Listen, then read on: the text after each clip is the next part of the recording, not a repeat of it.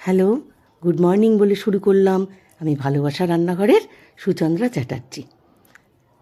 চলো একটু চা খেয়ে নিই, তারপরে রান্নাঘরে গিয়ে তোমাদের একটা রেসিপি দেখাবো, মাছের রেসিপি। খুব কষ্ট হচ্ছে, কিছুতেই মেনে নিতে পারছি না। তবু আমরা খুব সাধারণ তো।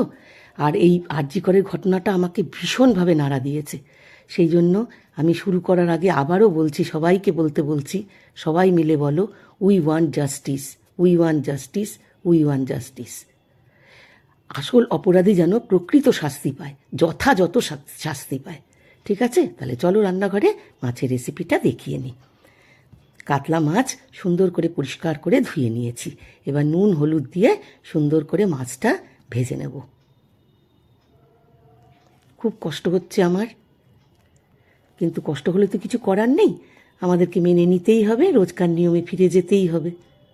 তবু আবারও বলবো, উই ওয়ান্ট জাস্টিস।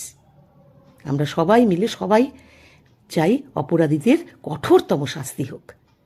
এবার এটা কিন্তু সর্ষের তেলে হবে। নুন হলুদ মাখিয়ে মাছগুলোকে সর্ষের তেলে ভেজে নিলাম। কঠোর থেকে কঠোরতম শাস্তিটা হোক, এটা যেন ধামাচাপা পড়ে না যায়। আরজিকরের ঘটনাটা যেন ধামাচাপা পড়ে না যায়। অনেক ঘটনা আগে ধামাচাপা পড়ে গেছে, এটা যেন অন্তত ধামাচাপা পড়ে না যায়। মাছগুলোকে সুন্দর করে একটু কড়া করে ভেজে নিলাম। আমরা আবার একটু কড়া মাছ ভাজা খাই। ঠিক আছে, সর্ষের তেলে মাছগুলোকে সুন্দর করে ভেজে নিলাম।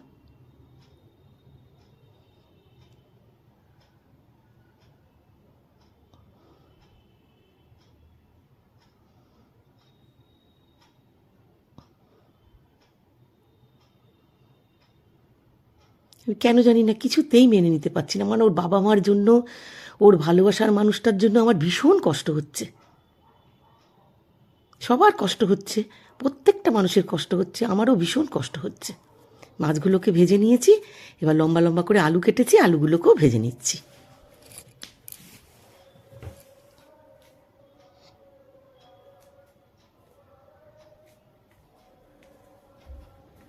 সুন্দর করে আলুগুলো ভেজে নিলাম।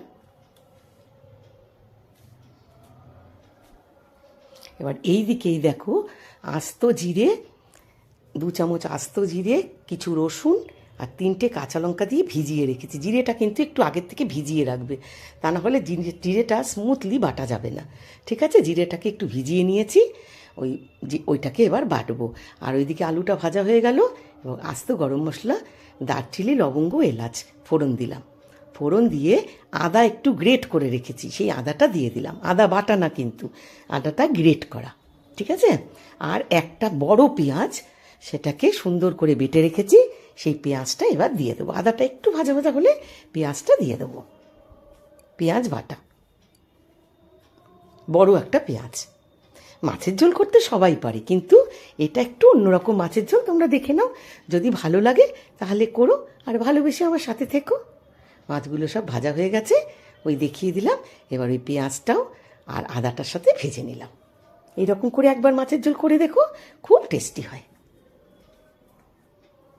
কাতলা মাছ, খুব বড় বড় পিসগুলো ছিল, মাছটা খুব টাটকা ছিল, খুব সুন্দর মাছ। ওই যে জিরে, রসুন আর কাঁচা লঙ্কা দিয়ে বেটে রেখেছিলাম, সেই বাটাটা দিয়ে দিলাম। আস্ত জিরে, রসুন আর কাঁচা লঙ্কা। এবার একটু টমেটো বেটে রেখেছি, টমেটোটা দিয়ে দেবো। একটা বড় টমেটো, সেই টমেটো বাটাটা দিয়ে দিলাম। দিয়ে ভালো করে এবার কষবো, খুব ভালো করে কষবো। এবার কিছু গুঁড়ো মশলা দেব। যখন এইরকম কষা কষা হবে, তখন একটু গুঁড়ো মশলা দেব। জিরে তো দিয়েই দিয়েছি, এবার ধনের গুঁড়ো, কাশ্মীরি লঙ্কার গুঁড়ো, গরম মশলার গুঁড়ো আর হলুদের গুঁড়ো, সব 1 চামচ করে। আমার মাছ ওইটুকুন, তাই 1 চামচ করে দিয়েছি। আমার এই 7-8 পিস মাছ ছিল। তোমাদের যদি বেশি মাছ হয়, তোমরা মশলার পরিমাণটা একটু বাড়িয়ে দেবে। খুব ভালো করে কষতে কষতে একটু নুন দেবো। এবার একটু জল দিলাম, জল দিয়েও ভালো করে কষছি। এইবার একটু নুন দেবো, নুন দিয়ে খুব ভালো করে কষবো, একদম তেল ছাড়া পর্যন্ত কষবো। খুব টেস্টি হয় খেতে। এবার আলুগুলোও দিয়ে দিলাম, দিয়ে খুব ভালো করে এবার কষবো।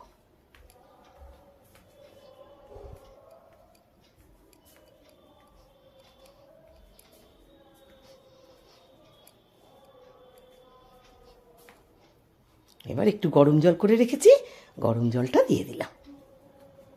খুব ভালো করে এটা ফুটবে, যখন ফুটবে তখন মাছগুলো দেবো।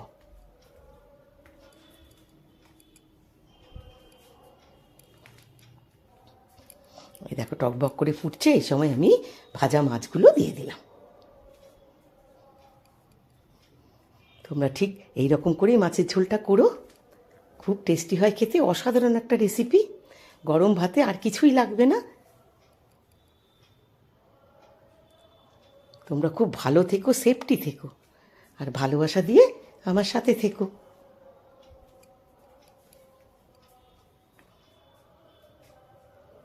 এই দেখো মাছের ঝোল ফুটছে, ব্যাস হয়ে গেল মাছের ঝোল। খুব সুন্দর হয়েছিল খেতে। এই দেখো মাছের ঝোল পুরো রেডি। অনেক অনেক ভালোবাসা, অনেক শুভেচ্ছা তোমাদের জন্য। এতক্ষণ ধরে দেখবার জন্য অনেক অনেক ধন্যবাদ। খুব ভালো থেকো তোমরা।